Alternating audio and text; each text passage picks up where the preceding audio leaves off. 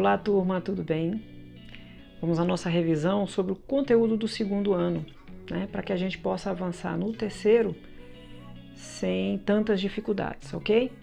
Então esse conteúdo é para você que já viu, mas esqueceu, para você que já viu e vai se lembrar, e para você que também não viu, ou seja, é para todo mundo, beleza? Então vamos lá. Vocês já viram aí que nós começamos com o Barroco, né?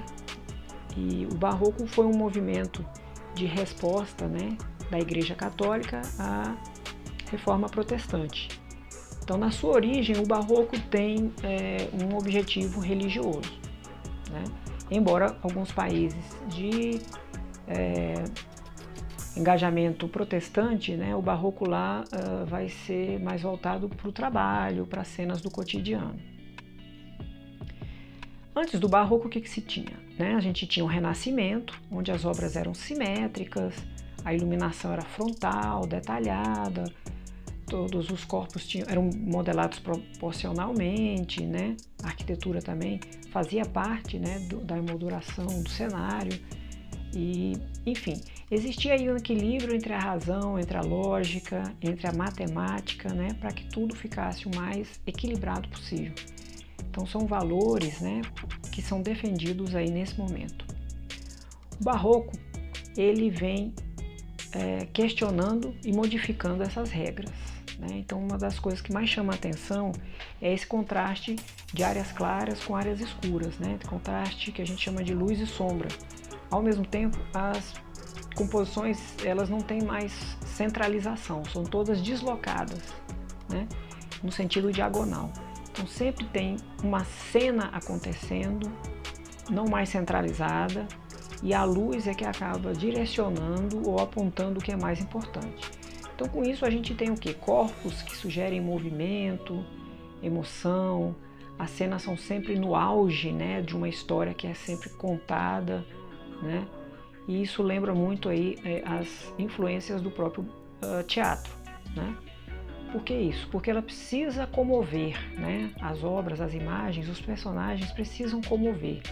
Então, a luz é fundamental, a sombra também, as cores são usadas para determinar emocionalmente a emoção no tema. E no caso de cenas religiosas, né, pega-se sempre momentos decisivos de uma narrativa aí presente. Bom, no Brasil, o que a gente percebe é que o Barroco também vem com esse aspecto religioso, né, devido à sua própria influência aí, católica. Mas aqui tem algumas diferenças, né? Entre elas, a gente começa pela própria matéria-prima, né, que vai ser a madeira. A madeira ela pode ser pintada ou não, policromada, né, é o significado aí dela ser pintada, dela receber muitas vezes ouro, pedras preciosas, né? Tudo isso pode ser anexado aí, colocado aí nestas esculturas. E muitas vezes essas esculturas também complementam espaços arquitetônicos, né? E grande nome a gente tem aí que é o Antônio Francisco Lisboa. Bom, na Europa o Barroco também vai entrar em decadência, né? E surge aí um movimento chamado neoclassicismo ou academicismo, que está voltado muito mais para o gosto da elite, né? Não é mais voltado ao gosto da igreja. E a elite ela quer fazer uma ponte aí com o que fora, né, a arte antepassada, clássica ou greco-romana e renascentista. Então quando a gente olha para as imagens, né, as referências são as esculturas e as pinturas clássicas greco-romanas. Para que os artistas tenham acesso a esse repertório, são criadas então academias onde são ensinadas essas regras, né? Então os temas, as técnicas, tudo agora é normatizado, né, para que se tenha uma harmonia tanto no colorido, né, quanto nos contornos e na própria composição também, né? Então isso quer dizer o quê? Volta ao caráter racional, né, ao caráter moral, no sentido de valores, né, mais nobres e não voltados a emocionalismos e questões religiosas, como for o Barroco. Bom, mas paralelamente ao neoclassicismo surge o romantismo, né, e a intenção aqui primeiro, reagir a esse engessamento provocado pelo movimento neoclássico, né? Combatendo especificamente essas regras acadêmicas, né? Os artistas começam a questionar e a emoção, e a imaginação, e o ponto de vista pessoal, né? Onde é que eles vão ficar? Ao mesmo tempo, né, eles resgatam algumas heranças deixadas pelo movimento anterior. Então, a composição diagonal, ela volta, a valorização do sentimento, mas não é um sentimento religioso, é um sentimento nacionalista, né? Coincide aí com as lutas civis, a formação das nações, né, dos estados de direito, né, e o sentimento também de nacionalismo, e isso tudo numa ótica muito emotiva e, portanto, dramática também. Uma outra herança, né, do romantismo, importantíssima aí, né, é essa valorização, o amor à natureza. A natureza ela deixa de ser apenas um elemento de enxerto ou complemento da pintura e passa a ser também protagonista, né? Ela vai ter sentimentos equivalentes aí às emoções humanas.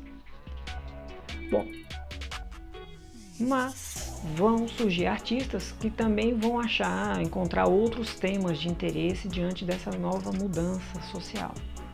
E aí a gente tem o realismo, né? Que tem um compromisso em retratar o que vê, mas de uma maneira isenta, né, de emoção, né, com mais objetividade, mas não olhando mais para o passado, mas olhando para o seu próprio presente. Então a gente tem o realismo, que é considerado aí como objeto de ação contra o capitalismo, né, porque o movimento dos trabalhadores, né, a mão de obra, né, infantil, tudo isso é mostrado, né, com detalhes, com riquezas aí de detalhes, sem fantasias, né, sem idealismos, né, e mostrando as diferenças que se tornam cada vez mais acentuadas frente a essas mudanças culturais, tecnológicas ocorridas aí no século XIX. Bom, no Brasil, o barroco ele vai também ser substituído, né? A vinda de Dom João VI vai fazer com que haja uma transformação, né? A arte ela vai servir ao Estado, para isso também são criadas academias e são ensinados aos artistas, né, uma nova arte para substituir o barroco. Com o tempo vão surgindo gerações de destaques, né, de artistas brasileiros, e a gente tem aí a configuração do que é conhecido nesse período como romantismo acadêmico. Conforme o esquema que vocês estão vendo, o romantismo acadêmico é um fenômeno que mistura 3 estilos. E olha que isso só ocorre aqui no Brasil, né? O neoclassicismo, que seria essa idealização moralizante voltada aí para valores greco-romanos, ela se mescla ao romantismo, que seria um movimento mais nacionalista, e ao realismo, né? Já que a intenção também de alguns artistas é identificar as nossas peculiaridades, né? O nosso povo, os nossos hábitos, a nossa própria cultura. E a intenção, na verdade, é criar uma identidade nacional, mesmo diante de tantas contradições. Como é uma realidade contraditória, né, ainda escravagista, com classes sociais muito distantes, né, economicamente falando, culturalmente falando, então daí a necessidade do artista às vezes lançar a mão de movimentos também contraditórios ou distantes, né? Então a gente vai encontrar coisas do tipo pinturas mostrando aí o movimento da monarquia no Brasil, suas celebrações, né, seus rituais, suas festas, suas celebrações, né? E ao mesmo tempo a gente vai ver uma obra idealizada aí, mas que funciona para o coletivo, para o imaginário brasileiro, que é a primeira missa, né, no Brasil. Então, ao mesmo tempo você tem um gosto idealizado e ao mesmo tempo uma obra que é para mexer aí com o emocional nacionalista. Bom, depois vem o impressionismo, que é um dos últimos movimentos aí antes da gente entrar no século XX, né? E o impressionismo ele vem com outra proposta, né? Como já existe aí a máquina fotográfica, então o artista vai buscar observar essa relação de luz e cor, né? E não vai se preocupar mais com temas especificamente se são nobres ou reais ou emotivos, né? O que interessa para ele é a discussão da própria imagem e sua feitura, né? E os seus próprios elementos compositivos, né? Entre eles a cor, o fenômeno da cor, né? Que não é um elemento constante. A cor ela sofre modificações à medida que a luz também, principalmente a luz natural, se modifica. Então eles vão pintar cenas ou paisagens que reflitam sobre essas mudanças. E são mudanças permanentes, constantes. Então as pinturas, né, são mais fluidas, né, tem um acabamento diferenciado, né, são mais claras, com pinceladas mais rápidas. O melhor exemplo disso daí, né, é a pintura que deu origem ao movimento que é chamada Impressão Nascer do Sol, Claude Monet. Aqui nós temos outras, né, e aí a intenção do artista é realmente estudar a luz, como é que a luz se comporta, como é que a luz interfere na cor, como é que essa cor reage e que sensações cromáticas podem ser experimentadas de acordo com essas variações de luminosidade também, né? E como são pinceladas rápidas, né, elas parecem muito mais instáveis do que se a gente compara com os movimentos anteriores, né? Bom, o impressionismo ele se desenvolve e aí gera o que a gente chama de pós-impressionismo, né? Uma das coisas que os pós-impressionistas defendem é que a arte ela não é efêmera, ela pode ser retratada de uma maneira constante, não só retratar aquilo que é passageiro, né? É claro que eles vão ter contato com os impressionistas, mas vão procurar desenvolver pesquisas pessoais. Entre esses artistas, a gente destaca alguns nomes, começando pelo Paul Cézanne, com a sua geometrização, né? Ele procura temas sempre mais simples, que não tenham relação com movimento ou emoção, para estudar exatamente essa base geométrica, geométrico-matemática, que dá estabilidade e uma visualização mais densa, né, das formas aqui retratadas. E por isso ele é considerado aí o precursor do cubismo. O outro artista de destaque, eu pessoalmente me identifico muito com ele, gosto muito das cores, né? Parecem cores aleatórias porque não são baseadas na realidade, mas sim numa simbologia, né? Aqui o artista ele seleciona e cria um mundo à parte. Você percebe que não é um mundo mais europeu, não é um mundo de ideologias relacionadas com lutas de classes sociais ou o gosto da elite. É um mundo muito mais voltado aí, parecendo-se com um mundo primitivo, um mundo ideal, né? Muitas vezes o próprio Paul Gauguin vai dizer que é o paraíso perdido, né? Que é o Tahiti, que é uma ilha que faz parte aí da Polinésia Francesa, são várias ilhas, e ele vai conhecer essa ilha e vai ver uma cultura completamente anti-europeia, né? Completamente diferente. E ele se encanta porque percebe-se aí um contato maior com a natureza, com os animais, né? Com hábitos simples, e isso faz pensar que a arte, né, poderia também seguir por esse caminho. Então suas características seriam aí, essas formas mais bidimensionais, né?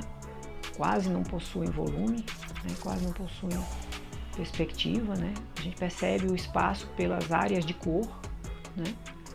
As dimensões e as formas são sintéticas e estilizadas e são estáticas também, né? E a natureza é mostrada de uma forma simbólica, né? Com cores que são selecionadas muito mais para dar contraste e causar esse distanciamento acadêmico, né? Do que para retratarem a realidade. Bom, outro nome é do Henri Toulouse-Lautrec, é um pintor francês, né? Que vai retratar a vida parisiense, né? Enquanto o Gauguin está lá próximo da natureza, o Toulouse-Lautrec está no meio da cidade, do burburinho, do frenesi, né, da vida noturna. Então ele vai retratar essa vida boêmia no centro, né, de Paris, no centro da França, em Paris, e muitas vezes com uma postura muito crítica, né? Usando aí de distorções caricaturais mesmo, e muitas vezes até produzindo cartazes, né? Porque ele vai procurar pesquisar materiais que sejam mais fáceis de manipular, de levar nesses ambientes, e acaba com isso desenvolvendo essa linguagem rápida e de comunicação imediata, que são os cartazes, e sendo considerado aí o precursor do design visual.